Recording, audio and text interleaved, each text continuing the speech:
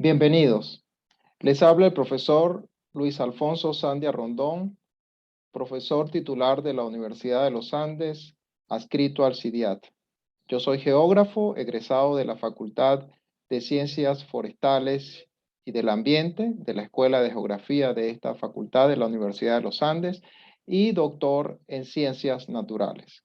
Desde Punto Geográfico queremos darles a todos ustedes la más cordial bienvenida y las gracias por acompañarnos en esta primera actividad de este grupo de trabajo que nace de la preocupación de geógrafos tanto de la Universidad Central de Venezuela como egresados de la Universidad de los Andes por difundir el quehacer de la geografía y el aporte que desde esta ciencia se puede hacer para el abordaje de los distintos aspectos que tienen que ver con el ambiente y el desarrollo, sus problemáticas y las oportunidades para solucionarlos. La geografía, como una ciencia transdisciplinaria, tiene la oportunidad de seguir ofreciendo, a través del ejercicio profesional del geógrafo, a través del estudio de la geografía, grandes aportes para el avance de nuestro país y la superación de los grandes retos, especialmente hoy cuando el planeta todo está comprometido con los objetivos del desarrollo sostenible. Para esta primera actividad, Punto Geográfico ha querido desarrollar un foro referido a la ciudad y el cambio climático, una visión desde la región andino-venezolana, tema que abordamos en el marco del Día Mundial de las Ciudades, celebrado el 31 de octubre. Para ello, hemos invitado a dos expertos en el tema, los profesores José Alberto Pérez Maldonado y el profesor José Antonio Pérez Roas, ambos profesores e investigadores del CIDIAT, quienes nos van a comentar sobre los resultados de los estudios realizados en el CIDIAT en el marco de un convenio de este instituto con el CHIS, el Comité Internacional para el Desarrollo de los Pueblos, quien con el apoyo también de la UNED en el estado Táchira, el grupo ETIC y el financiamiento de la Unión Europea llevan adelante el proyecto Andes en Acción Climática, focalizado en las capitales de los estados andinos, en las ciudades de Trujillo, de Mérida y de San Cristóbal. Vamos entonces a darle la más cordial bienvenida a nuestros dos panelistas invitados, no sin antes decirle que la modalidad de trabajo de este foro va a ser a través de la participación de ustedes por vía del chat de nuestro canal. Ustedes a lo largo de esta presentación y una media hora, 40 minutos después que termine el mismo, podrán seguir interactuando con los ponentes a través del foro, del chat de este canal, donde podrán hacer sus preguntas y recibirán también sus respuestas. Así que una vez que la emisión termine, una hora después también seguirá activo el chat para preguntas y respuestas. Bien, le damos entonces la bienvenida al profesor Alberto Pérez Maldonado para que nos dé su presentación.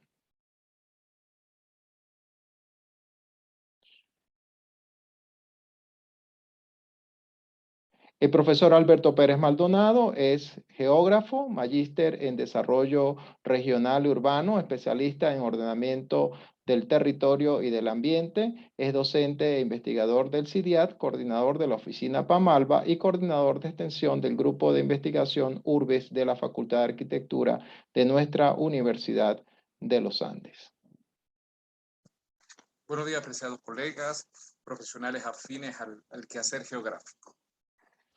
Esta es una intención de la Universidad de los Andes a través del CIDIAT de abordar un tema que es muy interesante y hemos creído que es el área donde mejor pudiera desempeñarse el geógrafo, que tiene que ver con el estudio de la ciudad y la incidencia que tiene sobre ella el cambio climático.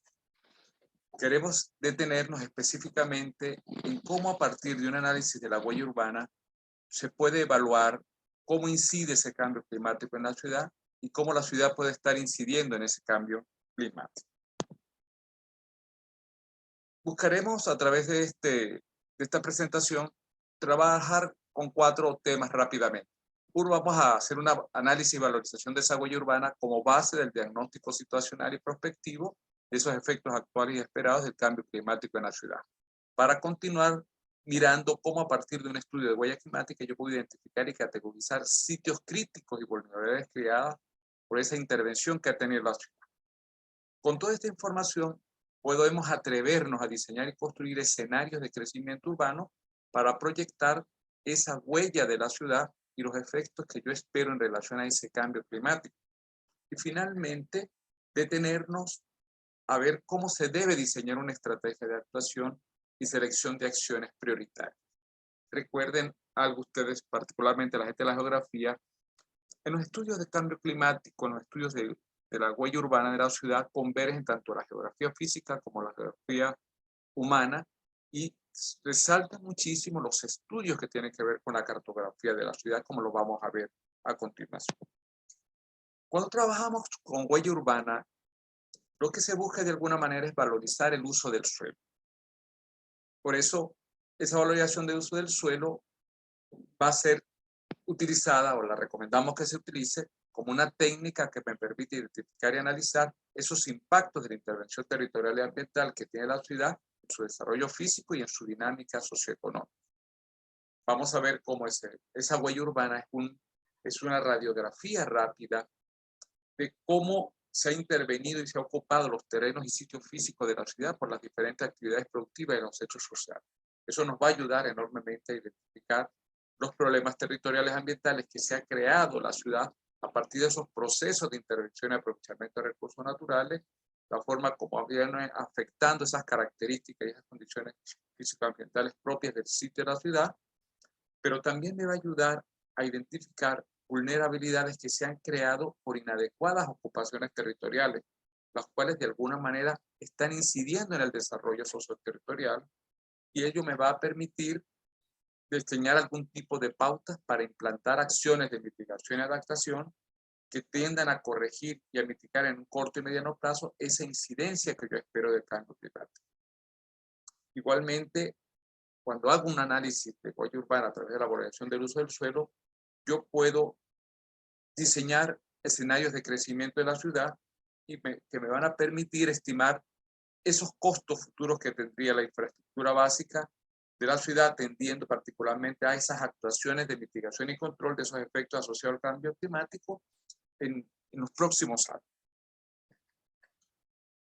Cuando vamos a trabajar ese análisis de huella urbana a partir del uso del suelo, lo primero es seleccionar aquellas categorías de uso del suelo que me van a ayudar a identificar claramente en dónde pudiera estar incidiendo el cambio climático sobre la ciudad, o la ciudad a su vez estuviera incidiendo sobre ese cambio climático. Por eso usamos las categorías que comúnmente usamos en cualquier mapa de uso del suelo. Levantamos la información sobre los tipos de residencia, las actividades comerciales, industriales, los equipamientos, los parques, plazas, esas áreas verdes, esos espacios de vialidad, de estacionamiento, de transporte, esos espacios vacantes, esos ejidos que aún le quedan a la ciudad para crecer, esas áreas naturales que no han sido urbanizadas de alguna manera, y muchas veces, dependiendo del tipo de ciudad, poder identificar infraestructuras agrícolas, usos agrícolas en la ciudad. Ese uso del suelo, cuando estamos haciendo geografía, lo primero es que los plasmamos en planos, en mapas. Por lo general, un mapa para poder mostrar esos usos del suelo, un buen nivel de detalle, trabajo con escalas 1.2500, 1.5000 para la ciudad. Si una ciudad muy grande, como Caracas o algo, a lo mejor no debería trabajarlo en escalas menores a 1.10.000, 1.25.000 y así. Lo interesante es que yo pueda de alguna manera categorizar esos usos del suelo, pueda plasmar en los instrumentos de cartografía y pueda hasta georreferenciar todas aquellas edificaciones que levanto cuando hago uso del suelo.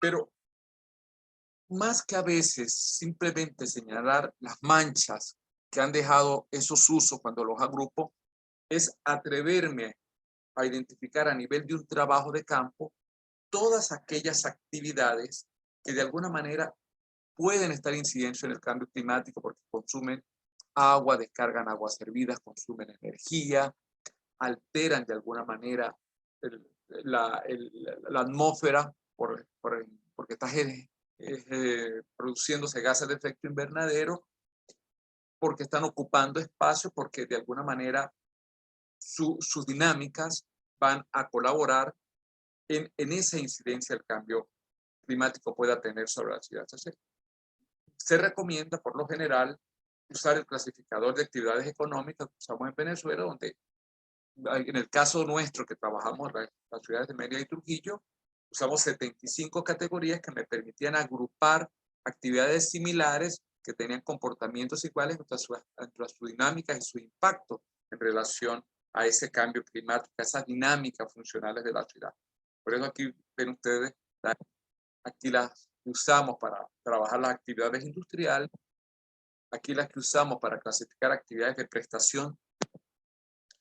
Vamos a mirar inmediatamente en un par de cuadros cómo una vez que tengo levantado ese uso del suelo, ya lo medí, ya lo califiqué, me llega, este es un cuadro para la ciudad de Mérida, veo como a nivel de las diferentes parroquias urbanas de la ciudad, yo puedo identificar la superficie urbana, aquel espacio que está ocupado por los usos unifamiliares, multifamiliares, los desarrollos espontáneos, el espacio comercial, el espacio industrial, el espacio de servicio, los espacios que están urbanizados, en fin, lo que la ciudad ha ocupado, como se dan cuenta ustedes, la poligonal de Mérida, que mide 6.407 hectáreas, la ciudad formalmente ha ocupado 2.077 hectáreas.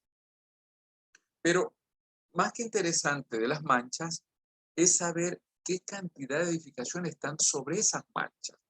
¿Cuáles son las dinámicas que me están generando esos usos específicos del suelo? Y así vemos en este cuadro cómo en la ciudad de Mérida, en esas 1.202 hectáreas de uso residencial, hay 66.832 unidades de vivienda, donde para ese año 2018 vivían alrededor de unas 270.000 personas. Y también me permite, como cuando miro estos dos cuadros, como en esas 119 hectáreas que mapeé como uso comercial, había 3.073 unidades de uso comercial. En toda la ciudad, en esas 2.077 hectáreas ocupadas, había 72.633 unidades residenciales o comerciales o industriales o donde presto servicios. Vamos mirando hasta aquí cómo ese análisis de huella urbana me va mostrando la ciudad con su nivel de intervención, la ciudad con su dinámica, con las actividades que realmente la caracterizan, determinan identidad, determinan problemas. Y vamos mirando rápidamente a través de eso de huella urbana cómo la misma ha impactado. Puedo mirar como en esto, que en una radiografía desde 1950 hasta el 2018, desde 68 áreas de intervención de la ciudad, como nuestra ciudad pasó de 173 hectáreas ocupadas a 2.077 hectáreas, y puedo claramente ver cuál fue la actividad que más ha crecido a lo largo de esos 68 años de la ciudad. Teniendo estos análisis de uso del suelo visto a través de los planos, de las estadísticas de edificaciones, de tipos de uso que tiene la ciudad, posiblemente el mayor valor que tiene es que me permite identificar claramente dónde hay que actuar, dónde la ciudad demanda atención inmediata. Por eso, CEU hace un análisis y una valorización de aquellas vulnerabilidades que ha creado la ciudad a través de ese modelo de desarrollo que siguió, las implicaciones que ha tenido y el impacto que ha tenido ese uso del suelo.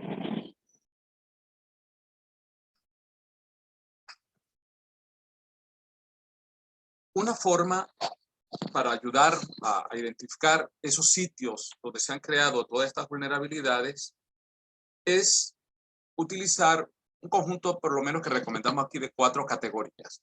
Una primera de ellas es identificar aquellas que están directamente relacionadas con alteraciones, modificaciones de ese sitio físico sobre el cual se emplaza la ciudad y que se analiza identificando claramente zonas que se han deslizado, zonas donde ocurren escorrentías superficiales, donde ocurren desbordes de agua, donde hay flujo de detritus, donde hay acarreo de sedimentos, focos de incendio, y puede uno rápidamente mostrarlos como los sitios que demandan atención inmediata.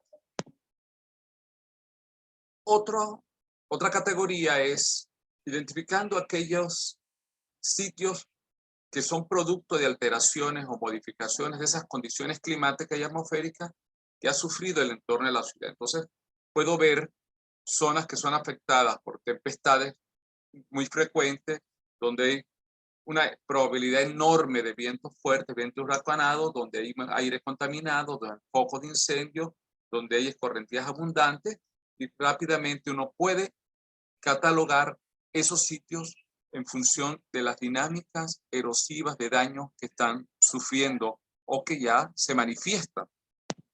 Otras categorías que tienen que ver con sitios donde esos sitios críticos son producto de modificaciones, de mejoramiento, por esas construcciones inacabadas, vinculadas particularmente con la canalización de aguas de lluvia, de aguas en escorrentía que tiene la ciudad.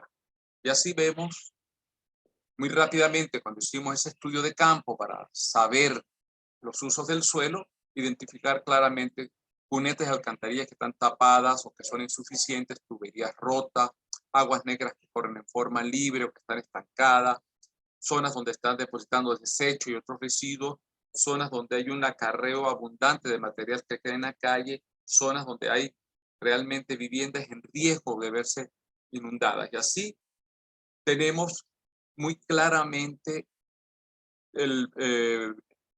vinculadas los tipos de daños que fueron creadas por ese tipo de uso del suelo, por ese tipo. Realmente otra categoría que es conveniente utilizar, que recomendamos usar, es aquellos sitios que son producto de localizaciones o construcción inadecuada de urbanismo y de edificaciones. Así podemos ver zonas donde hay problemas de taludes que se están deslizando, que son inestables, zonas donde se ocuparon las orillas de ríos o quebradas, donde hay malos empotramientos de aguas de lluvia, donde están en radios de seguridad de zonas industriales, en zonas donde no hay servicios de aseo urbano, o zonas que han sido invadidas, y son zonas donde se producen situaciones como desbordes de inundaciones, exposición permanente a desbordes de quebrada o zonas que están deslizando. Todos esos espacios representan sitios críticos que demandan actuaciones prioritarias, actuaciones inmediatas. Y uno los puede vincular, como lo pueden ver en estos dos planos, a esos sitios de la ciudad donde aparecen esas áreas con esas condiciones tan alarmantes, donde la población está expuesta, donde la infraestructura está expuesta, donde la ciudad está sufriendo daños en sus dinámicas de movilidad.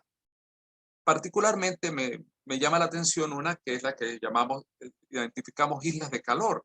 En un mapa de temperatura yo puedo identificar claramente dónde son los sitios donde se están creando islas de calor. Muchas veces están asociadas a las redes de transporte, a las redes de vialidad, y puedo ver el tipo de personas que están siendo afectadas. Muchas veces son espacios de terminales de líneas de transporte o zonas donde converge mucha población.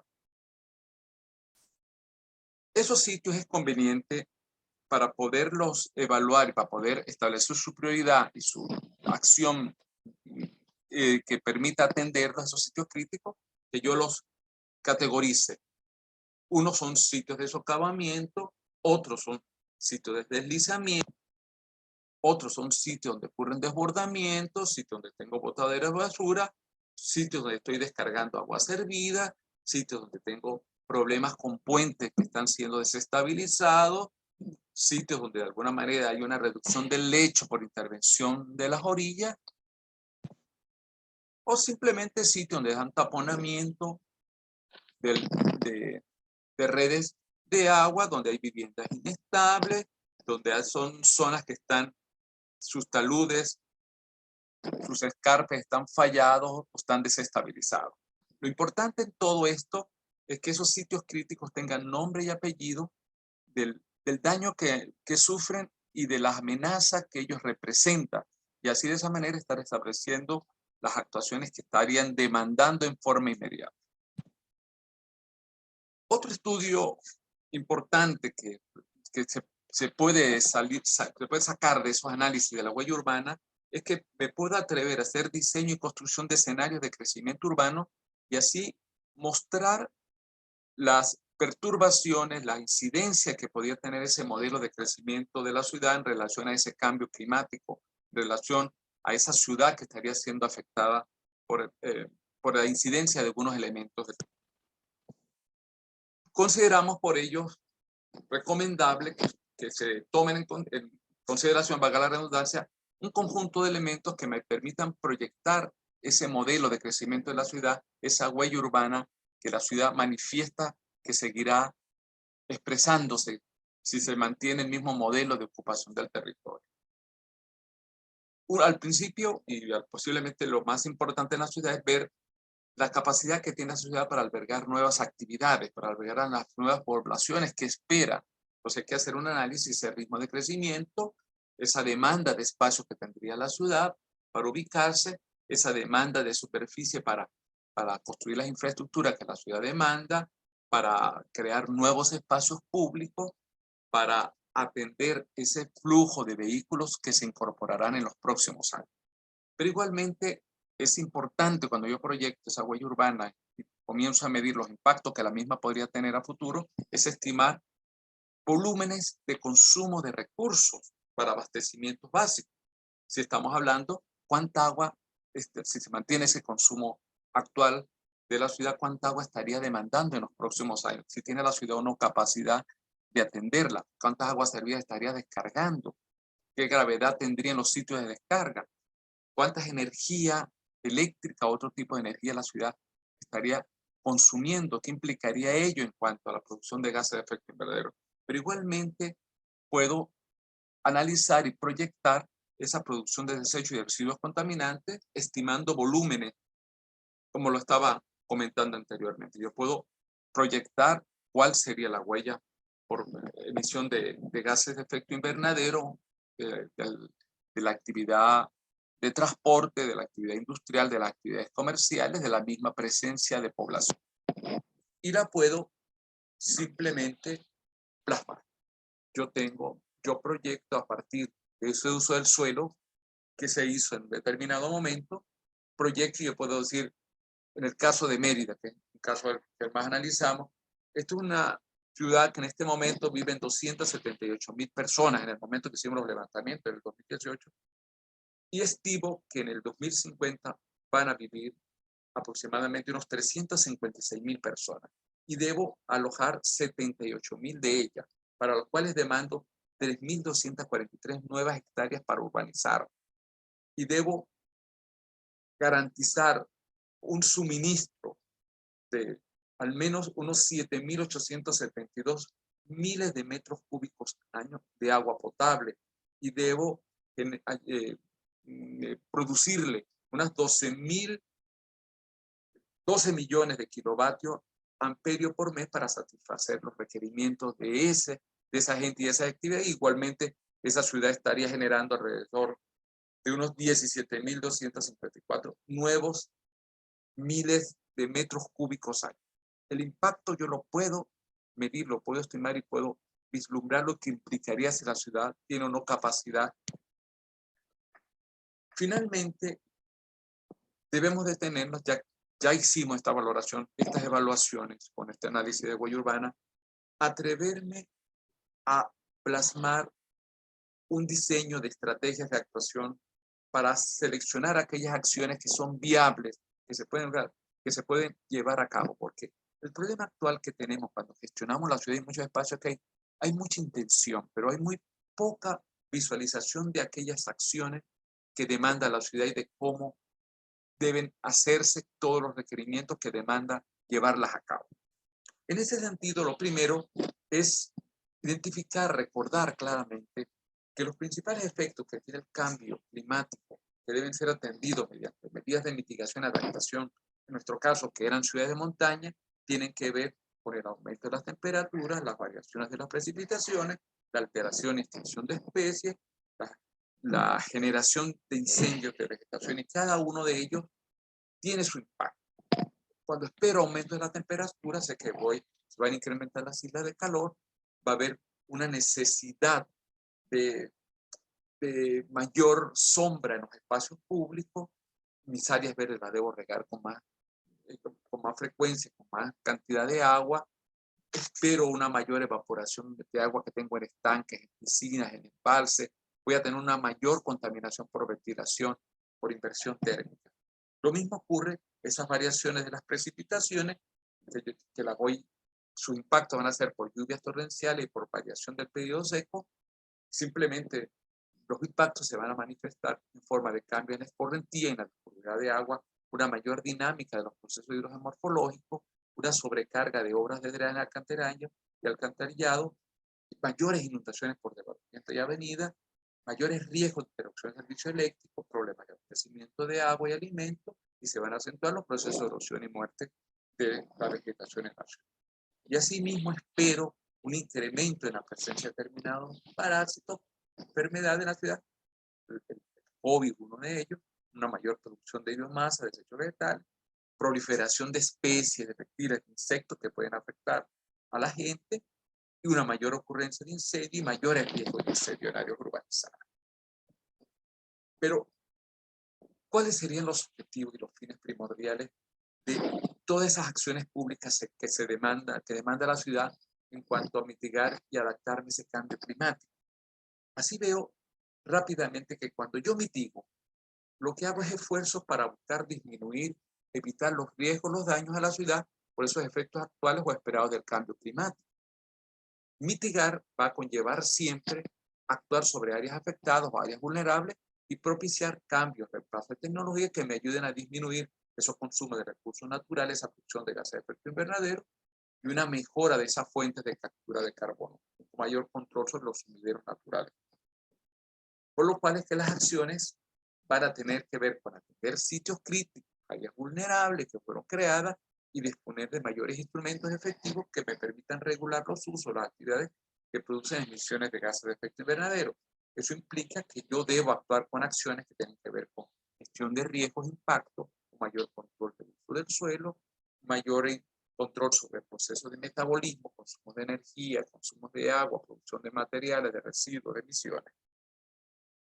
En cambio, cuando trabajo con políticas públicas de adaptación, la adaptación siempre va a implicar un ajuste, una adecuación de esos sistemas naturales urbanos de la ciudad a esos estímulos climáticos reales o esperados y a sus efectos que conlleven riesgos o daños para buscar minimizarlo. Eso implica que debo actuar haciendo planeamiento, buscando modificar ese modelo de urbanización y desarrollo que la ciudad ha venido teniendo, que tiene, mejorando los comportamientos de la gente, de los usuarios, de los agentes económicos sociales, atendiendo los riesgos, las desmejoras que tienen las infraestructuras, mejorando las leyes, aplicando políticas institucionales más efectivas, más eficientes y siendo mucho más eficiente, mucho más eficaz en la gestión de organización, lo cual va a involucrar hacer mucha planificación territorial, darle una mayor participación ciudadana a la gente, trabajar en regeneración urbana y del espacio público y trabajar particularmente en la gestión organizacional,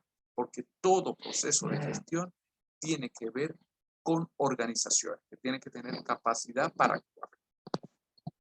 Cuando trabajamos específicamente con esas políticas de mitigación, vemos que hay que actuar prioritariamente sobre esos impactos actuales y potenciales que está teniendo el cambio climático relacionados con alteración de las características y condición del sitio y el entorno físico de la ciudad, por esa incidencia de los elementos del clima y de la biosfera, esa producción o emisión de gases de efecto invernadero por dinámica, por ese modelo de uso del suelo y ocupación del territorio que hemos tenido, y la alteración y la destrucción que se está dando en lugares y sitios donde hago captura de carbono.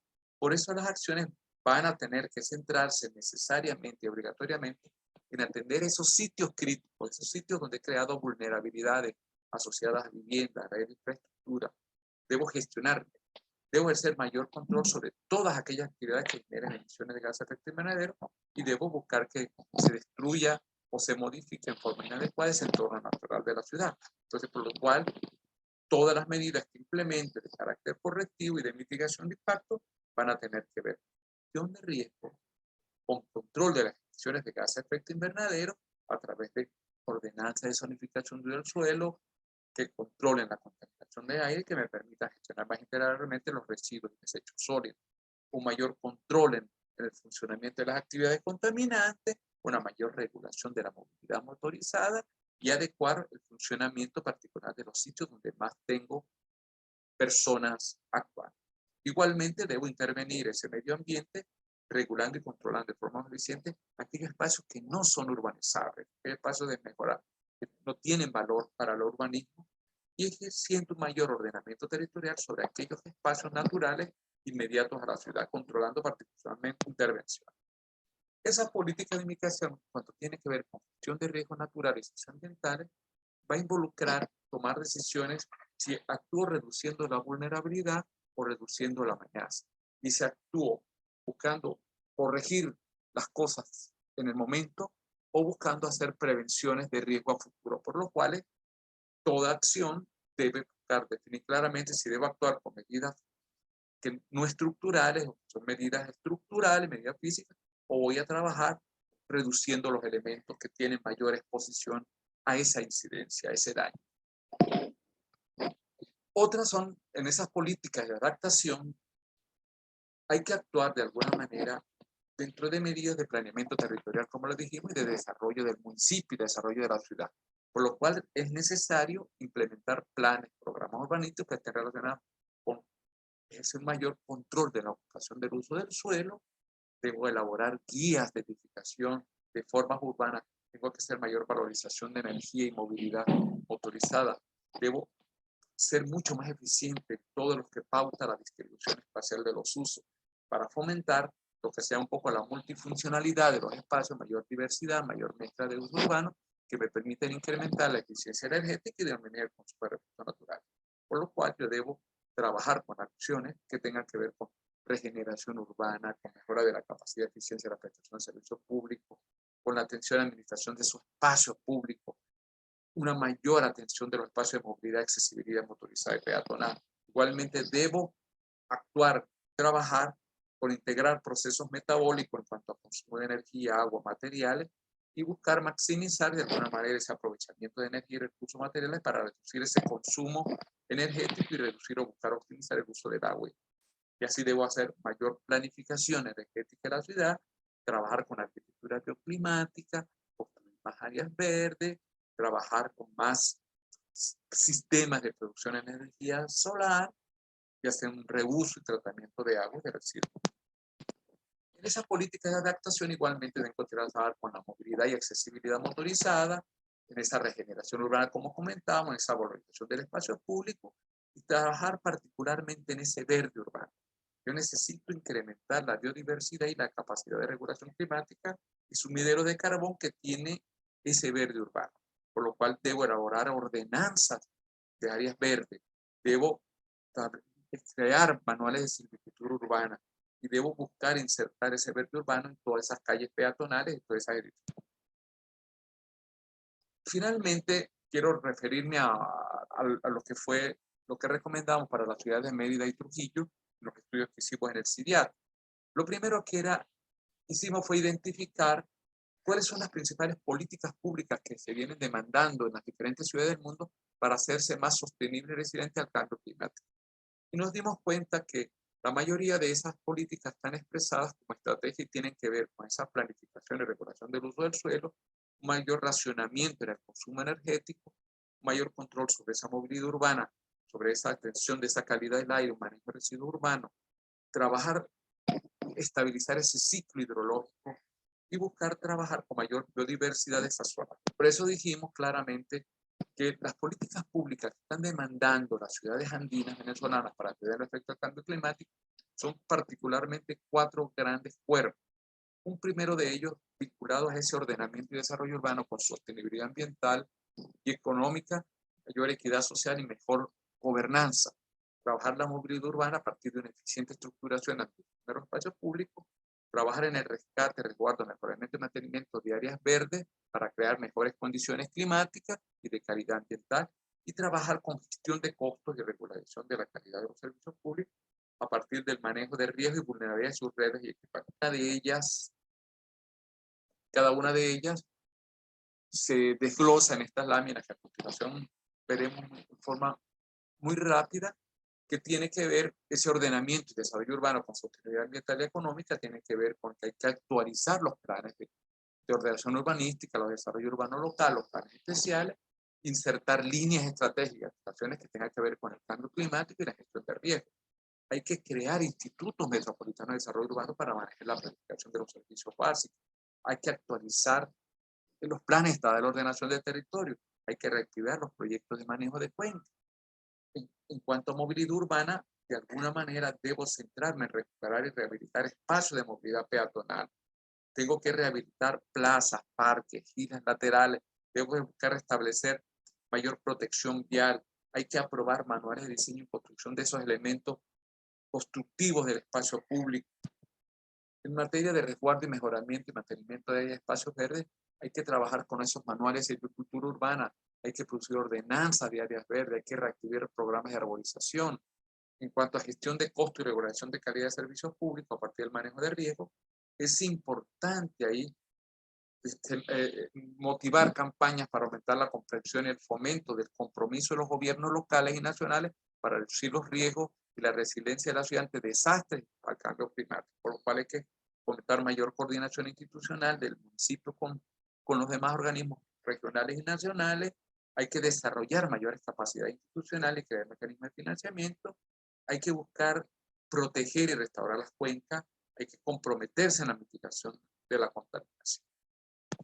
Bueno, jóvenes, es lo que quería motivarlos, mostrarles la intención de ese trabajo geográfico. Muchas gracias. Esta es mi dirección, mis teléfonos. Seguimos en contacto. Agradecemos al profesor José Alberto Pérez Maldonado y vamos entonces a darle la bienvenida al profesor José Antonio Pérez Roa. No sin antes decirles y recordarles que para interactuar con preguntas, por favor, las puedan escribir en el chat de este video.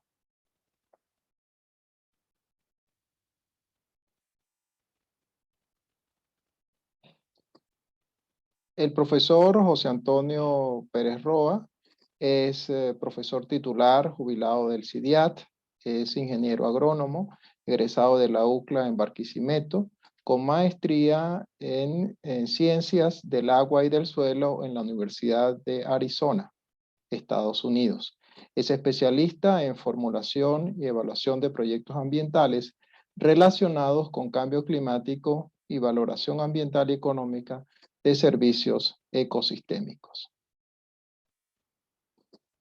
Vamos entonces a compartir con ustedes la presentación del profesor José Antonio Pérez Rojas.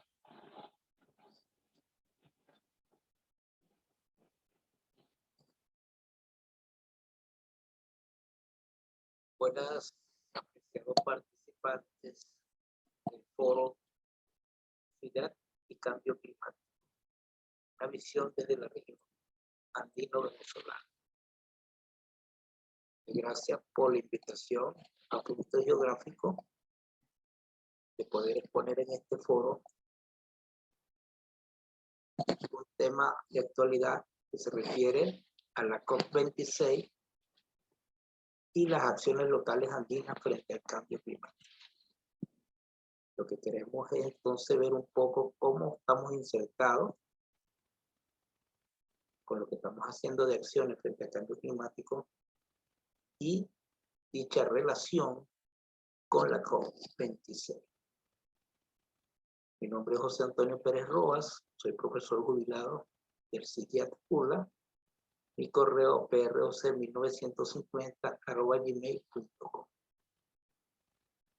En esta imagen le estoy presentando donde se está realizando la COP26 en Glasgow, Escocia, y para que veamos la relación entonces con lo que tendríamos entonces en el caso de Mérida, específicamente la ciudad de Mérida, Venezuela, donde hemos implementado algunas acciones locales frente al cambio climático.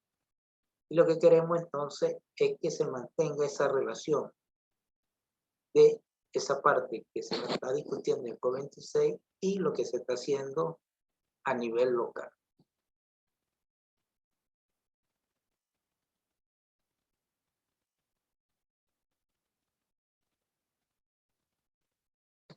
Como todos ustedes saben, los riesgos del cambio climático se conocen desde hace décadas. Y también hemos visto que los países han tardado en actuar frente al cambio climático. A pesar de los compromisos que han hecho sus dirigentes y de las advertencias cada vez más firmes de los científicos. Y aquí podemos ver en ese gráfico que la temperatura media mundial ha aumentado más o menos 1 grado centígrado por encima de la media de lo que ocurrió en el siglo XX. Aquí vemos, por ejemplo, que ya en el año 1896, Arrhenius concluye que la quema de carbono aumenta el efecto invernadero y que todo eso llevó a que, por ejemplo, en el 1992, los países firmaran la Convención Marco de las Naciones Unidas sobre el Cambio Climático. Ya en el 2015 se firmó el Acuerdo de París para que los países tuvieran una actuación más fuerte frente al cambio climático.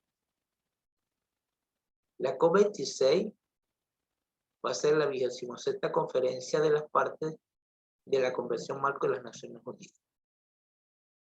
Las partes que mencionamos son los 196 países que han ratificado el tratado, a los cuales hay que sumar la propia Unión Europea. El Reino Unido, en cooperación con Italia, va a acoger la COP26 en Glasgow, Escocia. Esto se va a realizar desde el 31 de octubre hasta el 12 de noviembre de 2021. O sea que en este momento se está realizando. La pandemia del COVID-19 obligó a posponer esa COP26 que se iba a hacer en 2020. Ahora, ¿qué pasa? ¿Qué es lo que hemos conseguido?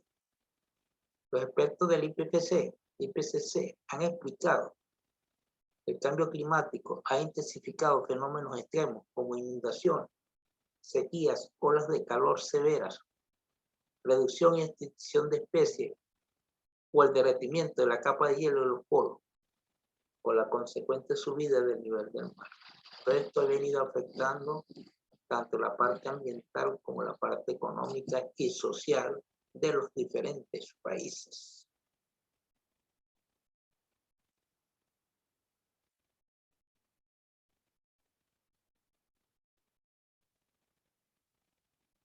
Entonces, el Acuerdo de París que se firmó en 2015 obliga a los países a tomar sobre sus NDC, sus contribuciones nacionales determinadas, sobre cómo van a hacer la reducción de la emisión de los gases de efecto invernadero. Y le dio margen a la hora de decidir cómo deben reducir esas emisiones de efecto invernadero. Uno de los objetivos fundamentales de esta COP26 es ampliar estos objetivos con vista a lograr la neutralidad de emisiones de carbono para mediados del siglo. En el gráfico de la izquierda ustedes pueden ver para diferentes escenarios cómo pudiera entonces estarse incrementando las emisiones de carbono, aquí expresadas en gigatoneladas de carbono equivalente por año. ¿Y qué pasará si se sigue con las mismas políticas para el año 2100? Entonces va a haber entonces un incremento de 2.7 a 3.1 grados centígrados. Pero lo que se quiere, ¿verdad?, o lo que busca la COP26 es que se logre un objetivo de neutralidad de emisiones de carbono, que podamos entonces tener una reducción hasta 1.5 grados centígrados, que sea entonces lo que pudiera ser entonces ese aumento de temperatura, no más de ahí. Otro objetivo que acompaña a lo de la NDC, que se deben comprometer los países a reducir sus emisiones, es que busca mejorarse la financiación climática, de modo de poder ayudar a los países más pobres, tanto en su transición hacia energías limpias, como en su proceso de adaptación general al cambio climático. O sea que tanto para la mitigación como para la adaptación. Asimismo, hay otro objetivo en la convención, en la COP26, como es ir eliminando paulatinamente el consumo de carbón o desarrollar procedimientos que preserven, restablezcan o regeneren sumideros naturales de carbono, como por ejemplo los bosques, de que se vaya entonces restableciendo, regenerando o preservando estos sumideros de carbono.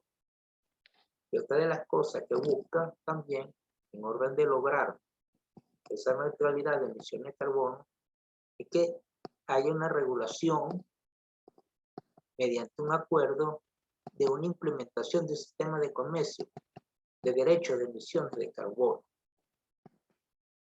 de como unos permisos negociables de descarga, de modo que pueda entonces cada país poder negociar estos permisos.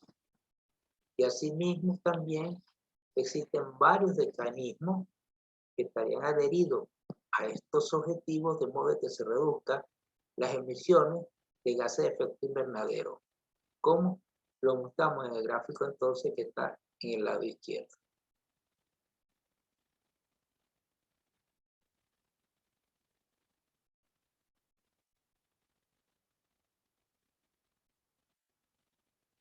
Pero eso es lo que se quiere a nivel internacional. Pero ahora vamos a ver qué hacemos nosotros en lo nacional. Entonces, dentro de lo nacional podemos informar que en el 2017 se presentó la segunda comunicación nacional de cambio climático, en la cual entonces nosotros colocamos una NDC. Y el Ministerio de Ecosocialismo está trabajando para preparar la tercera comunicación. ¿Qué cosa conseguimos cuando preparamos la segunda comunicación? Que nos falta mucha información de los inventarios de gases de efecto invernadero. Y además de eso, falta también muchos datos relacionados con la parte que tiene que ver con la climatología, que nos pueda ayudar a comprender mejor cómo va aumentando la temperatura.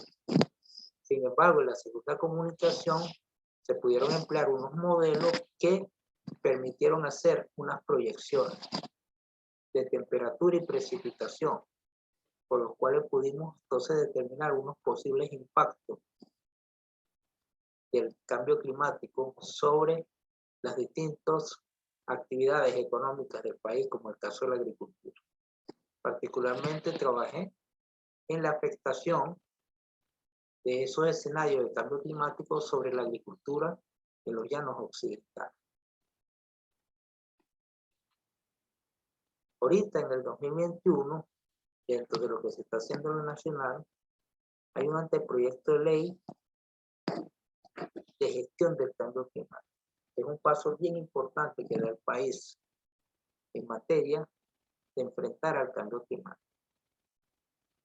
Y esa ley lo que busca es la articulación del órgano rector en la materia, que en este caso viene siendo el MINEC, con las demás instituciones y con el poder popular organizado para dar respuesta a los eventos del cambio climático.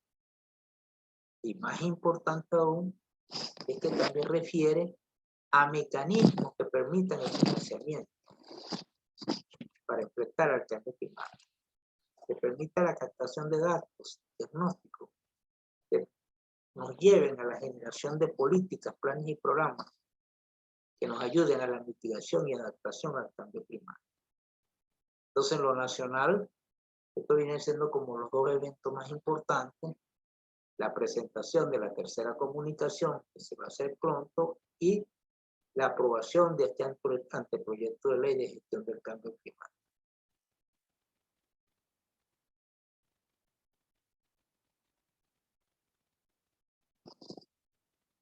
Pero ahora vamos a referirnos a qué se hace en lo local.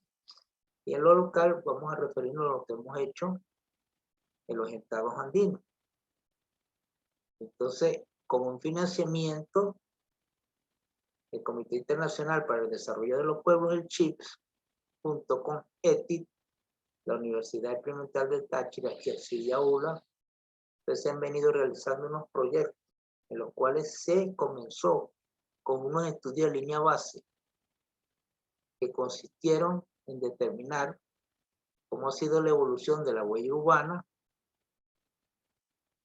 en San Cristóbal, en Trujillo y en la ciudad de Mérida, así como una determinación de inventario de gases de efecto invernadero en tales ciudades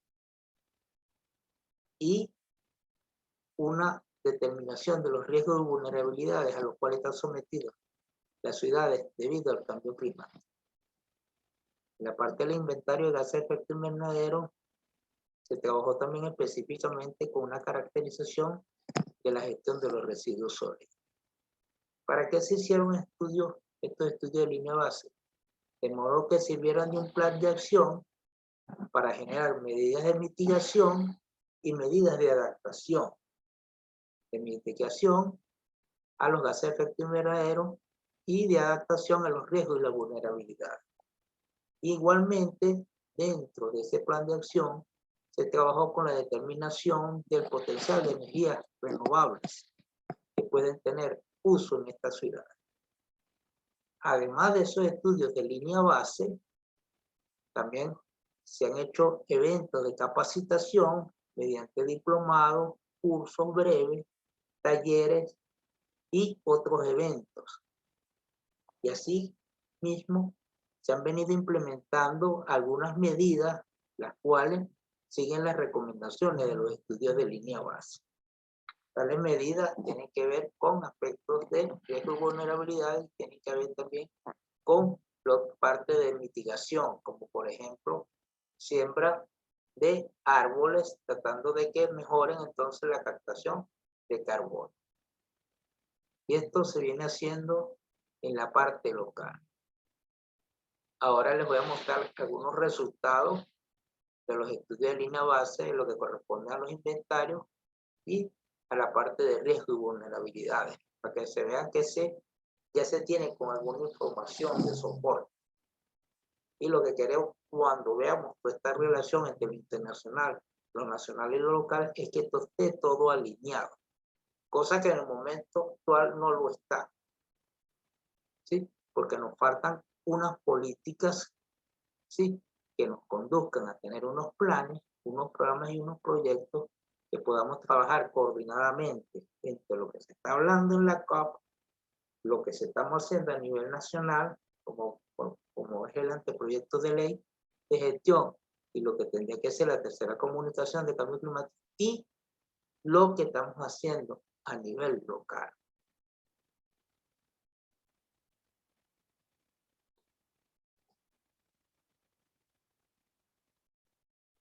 De manera muy resumida, aquí le presentamos algunos resultados del inventario de gases de efecto invernadero en la ciudad de Mérida, donde pudimos determinar entonces que la distribución porcentual de los gases de efecto invernadero, según el tipo de fuente, demostró que la parte del uso de combustible es la principal responsable, casi con el 80%.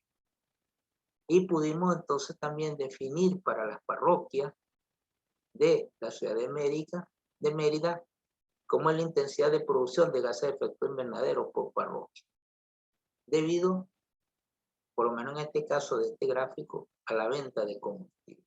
Entonces sabíamos entonces cuánto se pudiera estar generando en este caso, de kilos de carbono equivalente por parroquia, para el momento cuando se realizó el estudio.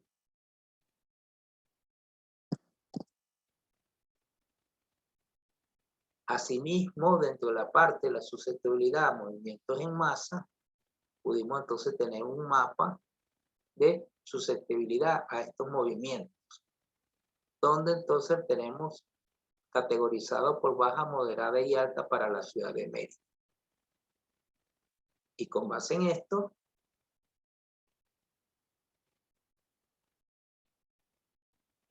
pudimos determinar esa susceptibilidad de la infraestructura pública fundamental, representada por la vialidad de la ciudad, la producción de energía, los centros de salud, la infraestructura de agua potable y la educación.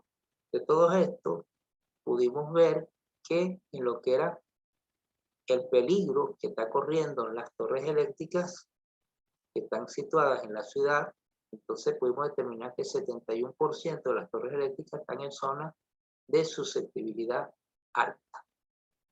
¿Sí? Y la vialidad también, un 16%, también entra dentro de susceptibilidad alta, sea afectada por movimientos de masa.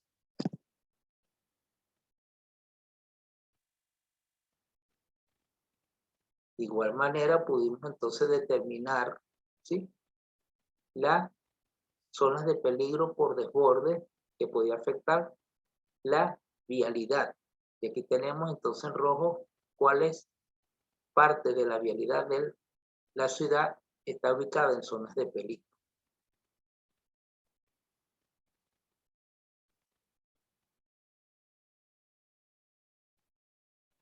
Desde el punto de vista de lo que es la oferta y demanda de agua para la ciudad de Mérida, también hicimos un análisis y nos dimos cuenta que hay un gran problema con el sistema de abastecimiento de agua, donde las pérdidas superan valores mayores al 30 y al 40, entre 30 y 40%.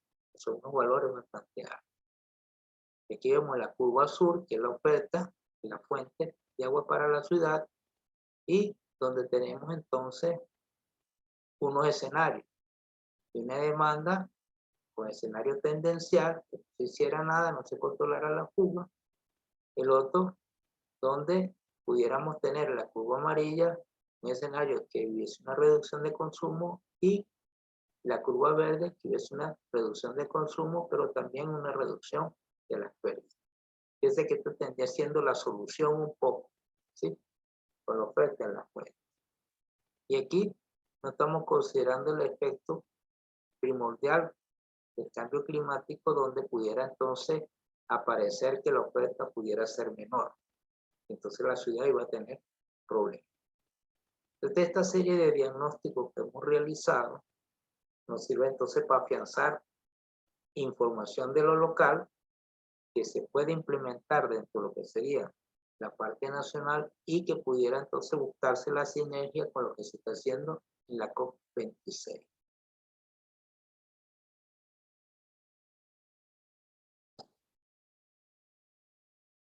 Y como les hablé, ¿hacia dónde entonces debemos ir? Nosotros tenemos que ir a que haya un engranaje entre lo que se está discutiendo y el objetivo que se busca alcanzar con la COP26, lo que buscamos de objetivo con lo nacional, dentro de la tercera comunicación nacional de cambio climático y con la ley, y lo que se esté haciendo dentro de la parte local con sus planes, programas y proyectos.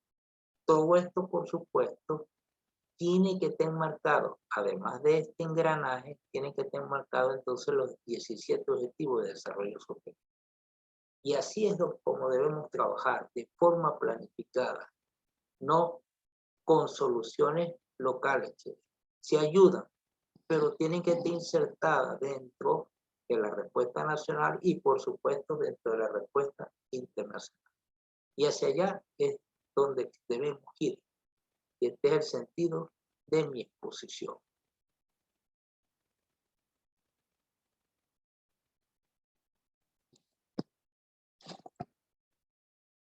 Y como parte de mostrar esto, entonces debemos trabajar en planes, programas y proyectos que busquen prevenir eventos como estos que se presentó en la ciudad de Tobar, del estado de Mérida, el 12 de septiembre de 2021. Aquí tengo un circulito Tobar y se pueden ver entonces cómo quedó la ciudad después de este evento que hubo de inundación y deslizamiento. Entonces, fíjense que lo que estoy tratando de hablar con esta exposición es que trabajemos de forma coordinada, o sea, lo local con lo nacional y con lo internacional. O sea que tenemos que lograr esa sinergia. Como dice el último objetivo de desarrollo sostenible, tenemos que tener las alianzas.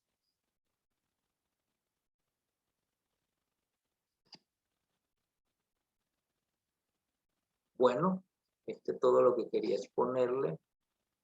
Le doy las gracias nuevamente a todos ustedes que me están escuchando. Y ahí yo les dejé el correo para alguna inquietud o alguna información que requieran adicional. Gracias nuevamente y entonces seguiremos trabajando frente al cambio climático.